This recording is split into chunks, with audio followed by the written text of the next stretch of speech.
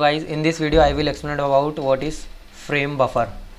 तो frame buffer क्या है? बेसिकली एक छोटी सी मेमोरी है, शॉर्ट मेमोरी, जो कि काय के लिए यूज़ होती है? स्टोर करने के लिए, डेटा को स्टोर करने के लिए, जो कि स्टोर करती है in the form of bits, या आइदर ज़ीरो और either one. Let me explain about how frame buffer works. Basically होता क्या है इसमें? ये जो हमारा है फ्रेम बफर, ये हमारा फ्रेम बफर है, जहाँ पे क्या हो रहा है, हमारा डेटा स्टोर्ड हो रहा है। डेटा स्टोर हो रहा है in the form of binary bits, zero और वन के फॉर्म में। यहाँ पे क्या है, यहाँ जहाँ पे वन दिख रहा है, इसका मतलब क्या है, यहाँ पे इमेज जो है वो विजिबल है। और ये जो ज़ीरो ज़ीरो सेक्शन दिख रहा है आपको, यहाँ पे क्या होगा, इमेज जो होगा, जो सेक्शन है अपना, डार्क सेक्शन।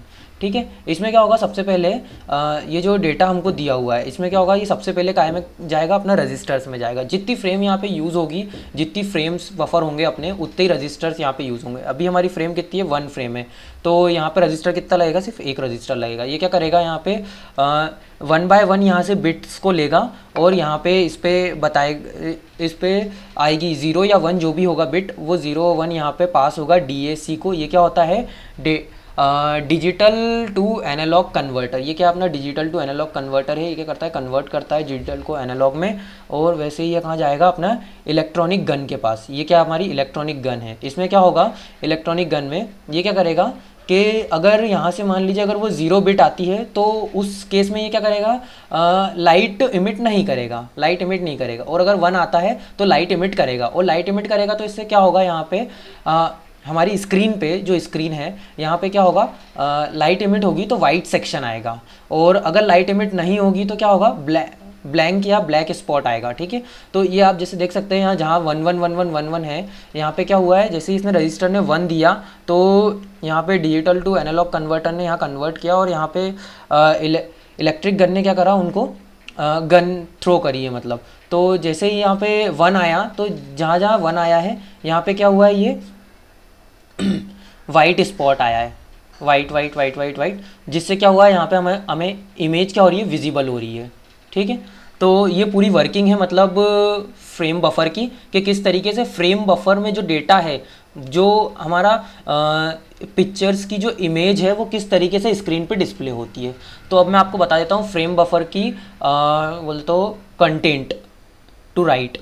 तो सबसे पहले अपन आ जाते हैं इधर, frame buffer in CG computer graphics में क्या है, a frame buffer is a dedicated memory area that store the pixel data from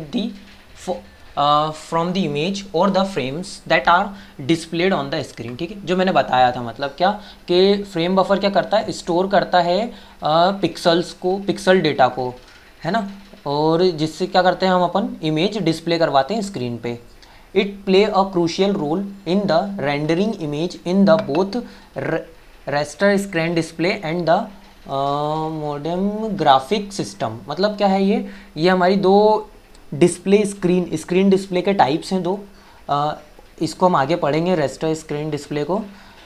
इसके आगे अब अपन आ जाते हैं यहाँ पे डेफिनेशन की बात करें अगर अपन इसकी, तो क्या है, a frame buffer is a memory buffer that holds the colour value of the every pixel to be displayed on the screen. It acts as a digital representation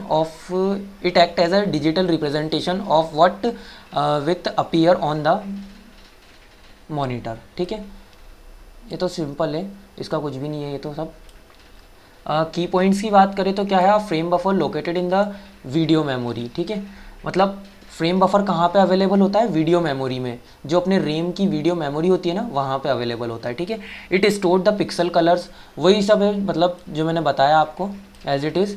और ईच फ्रेम ये it store the pixel colour values, pixel की colour values store करता है, including the red green blue, जो मैंने previously आपको बताया था, red green blue.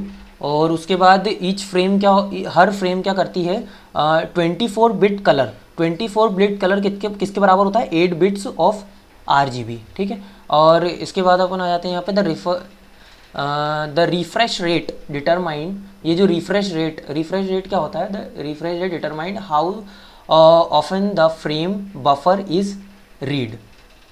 And display, ठीक है। एग्जाम्पल क्या है, 60 टाइम्स पर सेकेंड, 60 टाइम पर सेकेंड मतलब उसका टाइमिंग है।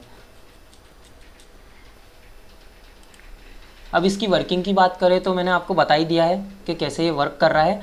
बाकी और मैं आपको ये दिखा देता हूँ क्या है।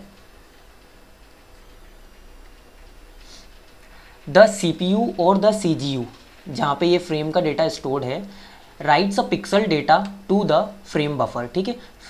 CPU और CGU की हेल्प से अपन क्या करते हैं, फ्रेम बफर में क्या करते हैं, डेटा स्टोर करवाते हैं, ठीक है। उसके बाद क्या होता है, द डिस्प्ले कंट्रोल, जो डिस्प्ले कंट्रोल होता है अपना DC, वो क्या करता है, रीड दिस डेटा, डेटा को रीड करता है, जैसे ये रजिस्टर है ना, लाइक दैट, डेटा को क्या करता है, रीड करता है, then send it to screen line by line, और लाइन बाय लाइन क्या करता है, ये स्क्रीन को सेंड करता है, ठीक है।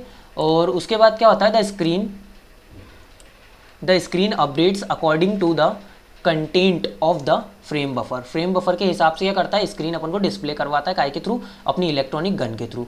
यूज़ ऑफ फ्रेम बफर की बात करें तो क्या है, इमेज रेंडरिंग इन 2D और 3D ग्राफिक्स, 2D और 3D ग्राफिक्स में, फिर एनिमेशंस एंड वीडियो प्लेबैक्स में, storing the intermediate graphic results, ठीक है, like double buffering to avoid the फ्लैकरिंग।